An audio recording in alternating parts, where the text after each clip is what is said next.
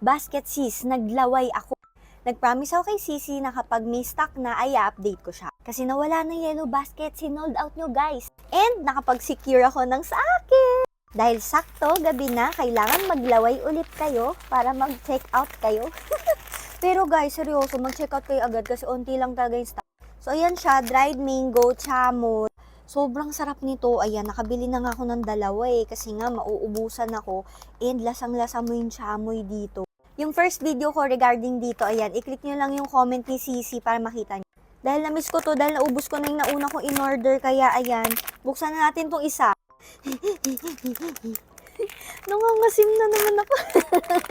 So ayun, hindi siya tinipid sa chamoy niya at makapal yung dried mangoes niya.